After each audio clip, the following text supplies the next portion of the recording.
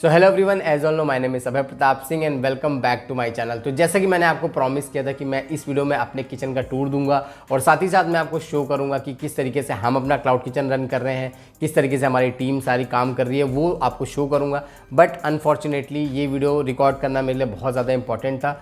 मुझे फील हुआ, मैंने ये चीज़ें नोटिस करी, मैंने कहा ये चीज़ पहले आपके साथ पहले शेयर करूंगा, उसके बाद मैं जो है आपको क्लाउड किचन का टूर दूंगा।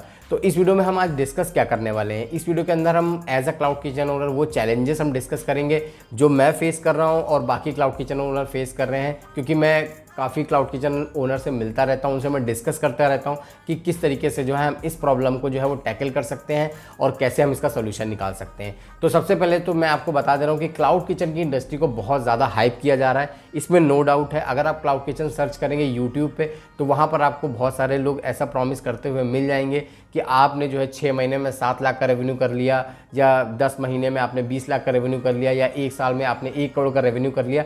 बट रेवेन्यू तो आपका बढ़ रहा है, एग्जैक्टली प्रॉफिट कितना आपको हो रहा है, ये बहुत इंपॉर्टेंट क्वेश्चन है। मैं आपको एक स्क्रीनशॉट ये दिखा देता हूँ यहाँ पर। तो जैसा कि यहाँ पे आप जो स्क्रीनशॉट देख सकते हैं कि हमारा जो रेवेन्यू है वो कितना है, हमारा जो सेल्स है वो कितना है और एक्चुअल में जो हमें मिल रहा है वो कितना है। बिकॉज सबसे ज़्यादा मैटर क्या करता है, हमारा नेट प्रॉफिट कितना है, वो हमें कितना मिल रहा है। तो जैसा कि आपने स्क्रीनशॉट में हमने देख लिया कि हमारा नेट प्रॉफिट कितना हो रहा है, तो इसी के अकॉर्डिंग मैं आपको बताना चाह रहा हूँ कि जो क्लाउड किचन है वो प्रॉफिटेबल नहीं है। बहुत लोगों को झटका लग रहा होगा, एग्जैक्टली मुझे भी ये झटका लगा था जब मुझे क्लाउड किचन में प्रॉफिट नहीं हो रहा था। बिकॉज ऐसा हो रहा था कि क्योंकि आपकी कॉस्टिंग बढ़ रही है, रेवेन्यू बढ़ रहा है, इसका मतलब आपकी टीम बढ़ रही है, मैन पावर बढ़ रहा होगा। बिकॉज 7 से 8 लाख या 10 लाख का रेवेन्यू करना 1-2 लोग के लिए इम्पॉसिबल है, क्योंकि उसके लिए आपको लोग चाहिए होंगे, मैन पावर चाहिए होगी, रिसोर्सेज चाहिए होंगे। तो जब रिसोर्सेज बढ़ रहे हैं, मैन पावर बढ़ रही है, तो ऑब्वियसली आपकी कॉस्ट भी इंक्रीज़ हो रही होगी और आपके क्लाउड किचन में कोई फुटफॉल भी नहीं होता है, मतलब आपके पास कोई फिजिकल कस्टमर्स भी नहीं आता। तो इसका मतलब आपका अलग से कोई सेल नहीं हो रहा है इन डिलीवरी प्लेटफॉर्म्स के अलावा। और डिलीवरी प्लेटफॉर्म की जो रियलिटी है वो ये है कि वहाँ पर आपको बहुत ज़्यादा कमीशन पे करना पड़ेगा और अपने आप को टॉप पे रखने के लिए आपको एड्स भी रन करने पड़ेंगे। एड्स बहुत लोग नहीं जानते होंगे, एड्स का मतलब होता है एडवर्टीजमेंट। कस्टमर्स ऑर्डर करने से पहले Zomato ऐप पर सबसे ऊपर दिखने वाले रेस्टोरेंट्स चेक करते हैं। कस्टमर्स रेस्टोरेंट सर्च करते वक्त कई फिल्टर्स यूज करते हैं, जैसे cuisine filter, fastest delivery filter, 4+ rated filter etcetera. Filters use करने के बाद उन्हें कई रेस्टोरेंट ऑप्शन सर्च रिजल्ट्स में दिखाए जाते हैं।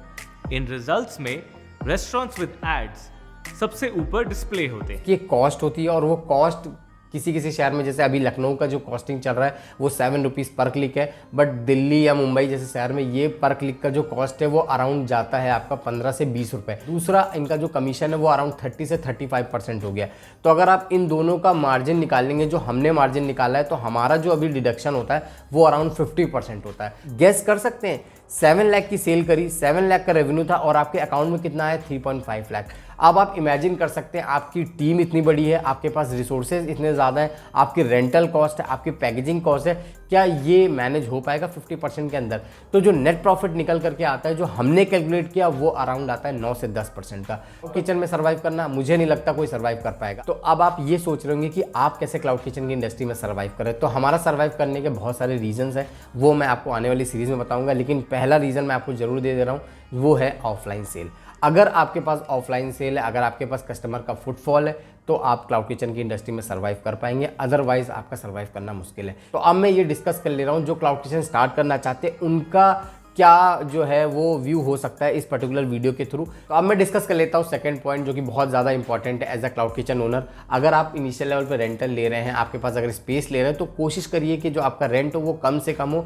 बिकॉज ओवरहेड अगर आपके बहुत ज़्यादा हाई होंगे, आपको सर्वाइव करना मार्केट में बहुत मुश्किल हो जाएगा। उसका रीज़न मैं बता दे रहा हूँ, क्योंकि आपके पास कस्टमर्स नहीं होते हैं, आपके पास सेल्स नहीं होती है और आपके पास ऑफलाइन सेल भी नहीं होती है। बिकॉज आप क्लाउड किचन में है, क्लाउड किचन में आपके पास डायरेक्ट कस्टमर का इंटरेक्शन होता नहीं है, तो आपके पास ना सेल्स आपकी इनिशियल लेवल पे जीरो होती हैं। तो उस केस में अगर आपके पास लो ओवरहेड है, आपका लो रेंटल है, तो आपका मार्केट में लंबे समय तक सर्वाइव करना ईजी रहता है। फिर आप एक्सपेरिमेंट कर सकते हैं, आप कस्टमर्स को ला सकते हैं। अगर आपका फूड बहुत अच्छा है तो वहाँ से कस्टमर का क्या होता है, रिपीटिशन स्टार्ट होता है, और जब रिपीटिशन स्टार्ट होता है वहीं पर आपका बिजनेस बनता है। तो ये बहुत इंपॉर्टेंट है कि आपको इनिशियल लेवल पर रेंटल्स बहुत लो रखने, और अगर जीरो पॉसिबल है तो कोशिश करिए कि जीरो रेंटल हो, आप अपनी स्पेस से स्टार्ट कर सकते हैं। तीसरा जो मोस्ट इंपॉर्टेंट है वो है सैलरी।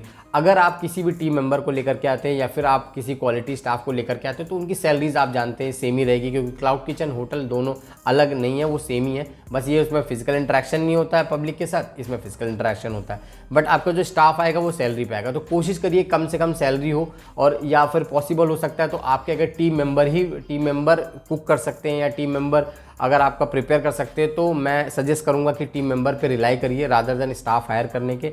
बिकॉज उस केस में क्या होगा, आपका वहाँ पर जो सैलरी वाला एक्सपेंस होगा ना वो जीरो हो जाएगा। मेरे साथ स्टार्टिंग में यही था, क्योंकि हमने अपने फ्रेंड के साथ स्टार्ट किया था, वो HM कर रखा था उसने, तो हमारा जो सैलरी वाला पार्ट था वो भी जीरो था। रेंटल मैंने अपने घर से स्टार्ट किया था, वो भी जीरो था। तो वहाँ से जो है हमें एक किक मिल गई, क्योंकि हमारे पास फिर नेक्स्ट जो ऑप्शन था वो सेल्स को इंक्रीज़ करने का। तो ये तो हो गया तीसरा सबसे बड़ा आपका जो है एक्सपेंस। तो मैं आपसे डिस्कस कर ले रहा हूँ अपना लास्ट चैलेंज, जो कि हमारा 4th पॉइंट है, वो है हमारा पैकेजिंग।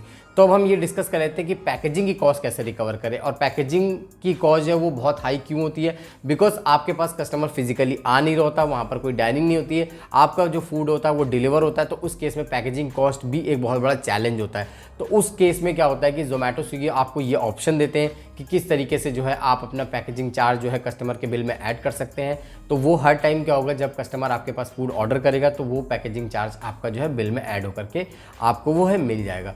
तो ये था हमारा जो है 4th पॉइंट और बहुत इंपॉर्टेंट पॉइंट।